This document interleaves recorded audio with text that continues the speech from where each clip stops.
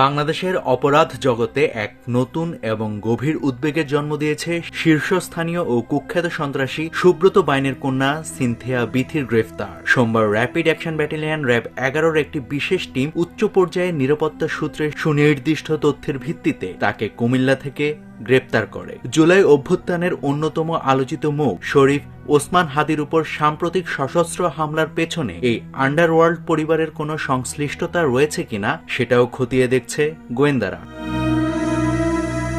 সন্ত্রাসী সুব্রত বাইনের কন্যা সিনথিয়া বিথির গ্রেফতার অত্যন্ত গুরুত্বপূর্ণ হিসেবে দেখছেন নিরাপত্তা বিশ্লেষকরা। দৈনিক আমার দেশে প্রকাশিত এক সংবাদের তথ্য মতে দায়িত্বশীল সূত্রগুলো জানিয়েছে, ওসমান হাদিকে গুলি করার ঘটনার সঙ্গে আন্ডারওয়ার্ল্ড ও আন্তর্দেশীয় অপরাধ চক্রের সম্ভাব্য যোগসূত্র অনুসন্ধানের অংশ হিসেবেই বিথিকে নিবিড়ভাবে জিজ্ঞাসাবাদের প্রস্তুতি নেওয়া হচ্ছে। র্যাব সূত্র জানায়, গ্রেফতারের পর সিনথিয়া বিথিকে ঢাকা মহানগর গোয়েন্দা পুলিশ ডিবির কাছে হস্তান্তরের প্রক্রিয়া চলছে। নিরাপত্তা বাহিনীর একাধিক দায়িত্বশীল কর্মকর্তা জানিয়েছেন, এই গ্রেফতার শুধু একটি কুখ্যাত সন্ত্রাসী পরিবারের সদস্যকে আইনের আওতায় আনার ঘটনাই নয়, বরং দেশের আন্ডারওয়ার্ল্ডে ক্ষমতার উত্তরাধিকার, আন্তর্দেশীয় সন্ত্রাসী যোগাযোগ এবং সাম্প্রতিক রাজনৈতিক অস্থিরতায় অপরাধ জগতের সম্ভাব্য ভূমিকা বোঝার ক্ষেত্রেও একটি বড় সূত্র। বিশ্বস্ত গোয়েন্দা তথ্য অনুযায়ী সিনথিয়া বিথি কেবল সুব্রত বাইনের কন্যা হিসেবেই পরিচিত নন। বাবার দীর্ঘ কারাবাসকালে তিনি কার্যত তার সন্ত্রাসী নেটওয়ার্ক নিয়ন্ত্রণ নেন। আন্ডারওয়ার্ল্ডে তিনি গ্যাং মাদার হিসেবে পরিচিতি পান বলেও দাবি করছেন সংশ্লিষ্ট কর্মকর্তারা। অভিযোগ রয়েছে, বাবার অনুপস্থিতিতে চাঁদাবাজি, টেন্ডারবাজি, অবৈধ অর্থ লেনদেন সহ বিভিন্ন অপরাধমূলক কর্মকাণ্ডের সমন্বয় ও তদারকি করতেন তিনি।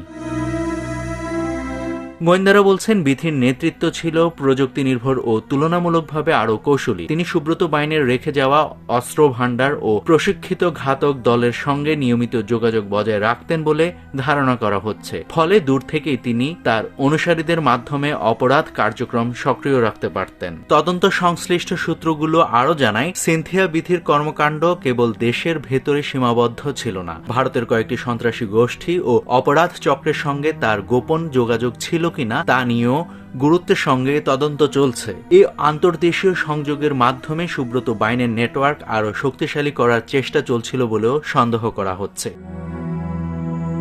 ব্যক্তিগত জীবনেও সিনথিয়া বিথি বিতর্কের বাইরে ছিলেন না। তিনি সুব্রত বাইনের 3 স্ত্রীর একজন লুসির বড় সন্তান। একসময় বাবার গাড়ি চালক ওসমানকে ভালোবেসে বিয়ে করেন, যা শুরুতে সুব্রত বাইন মেনে না নিলেও পরে পরিস্থিতি বদলায়। গোয়েন্দা কর্মকর্তারা বলছেন, বর্তমানে সবচেয়ে গুরুত্বপূর্ণ অনুসন্ধান হচ্ছে জুলাই অভ্যুত্থান পরবর্তী সহিংসতা, বিপ্লবী নেতাদের উপর হুমকি ও হামলার ঘটনায় আন্ডারওয়ার্ল্ড কিংবা পলাতক রাজনৈতিক শক্তির কোনো যোগসূত্র রয়েছে কিনা। বিশেষ করে শরীফ ওসমান হাদির উপর গুলিবর্ষণের ঘটনায় ছাত্রলীগ ক্যাডার হিসেবে পরিচিত ফয়সাল করিম মাসুদের ভূমিকা এবং এর পেছনে সংগঠিত অপরাধ চক্র বা বিদেশি যোগাযোগ ছিল কিনা সেই বিষয়েও সিনথিয়া বিথিকে জিজ্ঞাসাবাদ করা হবে।